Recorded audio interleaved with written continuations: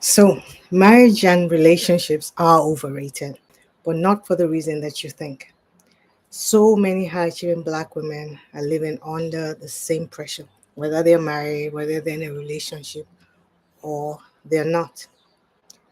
And the truth is, it's not the marriage or the relationship itself that's the issue. It's the performance that's happening inside it. Hear me out. This used to be me for a moment. And I had this conversation with so many ladies, or I've had this same conversation so many times with clients, with friends, and with women. And it finally resonated differently because whether she's married or not, the same expectations keep showing up. The unmarried ones hear it all the time. You've done everything right. You have a good job. You have everything. What else are you looking for? All that's left now is a good man or a husband, right? Or the married ones are praised for having it all: the husband, the home, the image of success, even when they've quietly outgrown their situations, right? Even when it's become a living hell. So, but what sits underneath both stories is the same strong black woman trap. It's the constant pressure to hold it together, to perform, to prove your value, to prove your worth, to show you're worthy, and to not let anyone ever see the cracks or the imperfect or the real you, basically, right? That strong black woman trap doesn't stop at work or in your profession. It follows you home, it follows you everywhere. It's literally like MasterCard, it's everywhere you are, but not the good kind, right? It's not as good. It shows up in how we love and how we let ourselves be loved. It tells us that endurance is proof of worth, that struggle love is goals, especially when we on social media scrolling through TikTok and IG. That I've been there for 20 years and I got the bag right, that all those types of things, right? That's what it conditions us to believe. Struggle love is goals, right? Be there, take it, endure, keep going. And that the more we can carry, the more weight we can carry, the more we can do, the more we do, the more deserving we are. What it does also is it turns relationships into emotional work assignments, right? So instead of having a space where you're restful or where you can rest, where you have reciprocity, you're just giving and giving and doing and doing. And that's why I say that marriage and relationships are overrated. Not because love isn't important, it is. I actually love, but because the way we've been taught to do it, to do love, has been through primarily performance. That's what leaves us empty. And also for some of us, it's conversations at family reunions, family gatherings, where the one aunt that no one wants to sit next to, the one everyone's like dodging and trying not to engage in any type of conversation with, says, "Hey, smiles, baby," or whatever your name is. You've done so well for yourself. I see this, I see that, I read your post. Now all you need is a husband, a man, a good man. And for others, it's lying next to someone who loves you but no longer really sees you because you're evolving, you're growing, you're becoming more of yourself. And yet your relationship was built around a version of you that was highly performative, that performed a lot, that pretended, that wore masks. You were the dependable one, the achiever, the fixer, the doer, the safe choice, even in some instances. So that even in love, you're still performing strength, as I like to call it, instead of being open, being receptive to receive love, care. And that's the strong black woman trap. That's what it does. It convinces us to keep proving, even when we're tired, over it, don't want to do it anymore. It loops us into this constant showing up even when we are not interested in showing up, or even when we're starving for connection, we're still performing and proving.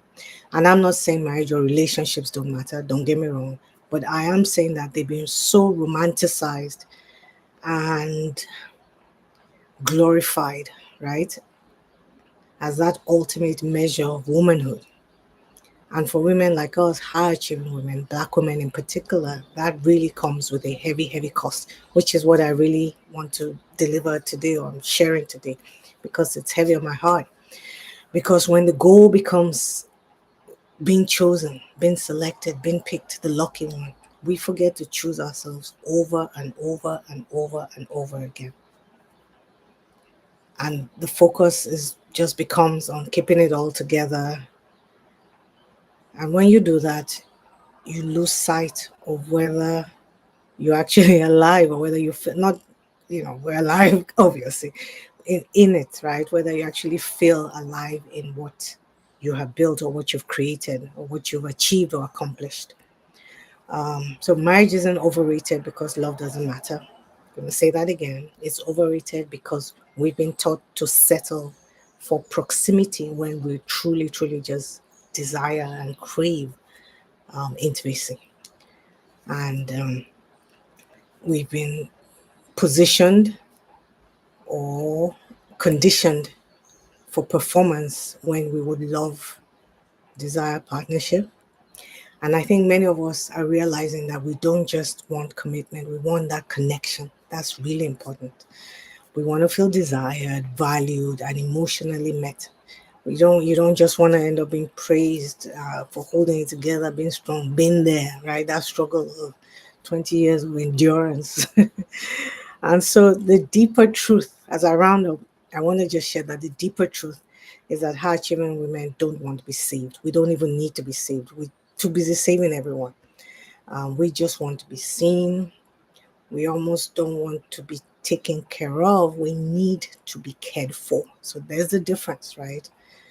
We don't want people to. We don't want to have to keep proving that we can carry everything, that we can be there, we can be strong and endure and give and blah blah blah. We just need to know that someone will carry life with us. And that's the difference between performing and partnering. Because you really can't have intimacy while you're still performing. So just want to say you can feel fulfilled when your worth in a relationship depends on what you provide instead of who you are. And that's that doing versus being who you are. Feeling safe enough to be yourself.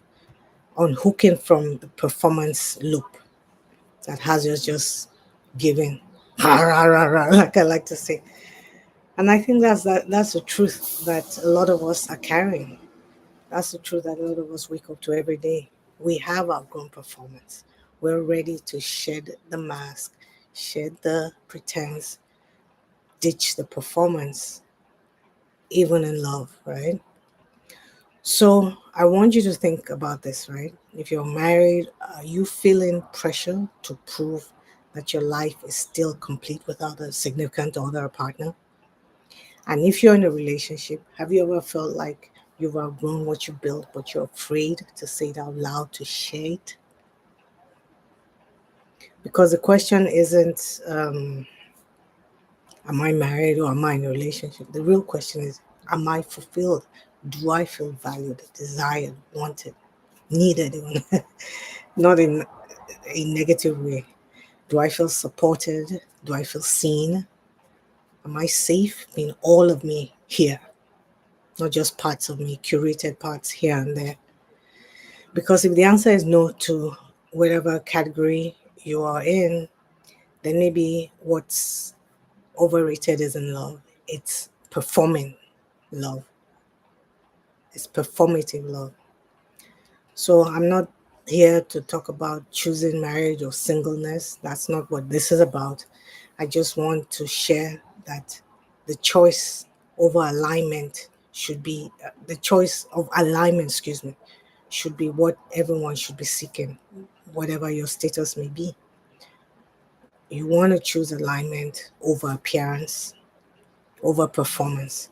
Because when you're in love, or when you're in a safe, or when you feel safe enough, love is not supposed to feel like performance. It's the last place that we should be performing. But when you're on that strong black woman trap, as I mentioned, you go everywhere with it because it's you, who you are, who you've been conditioned to be, I should say. It's not who you are. And if what you build requires you to keep performing, maybe it's time to stop chasing validations, stop chasing worthiness, and start choosing connection from an empowered position. And I talk about this a lot on this channel. Here we are unpacking what it really means to stop performing for worth, for value, and to recognize and embody that you're worthy just as you are. So if this conversation spoke to you, resonated with you, subscribe to the channel, join me here. Your voice matters. I would like to hear what's happening. And yeah, we'll talk about what it feels to what it means like to feel really fulfilled or to feel fulfilled again. I'll see you in the next video.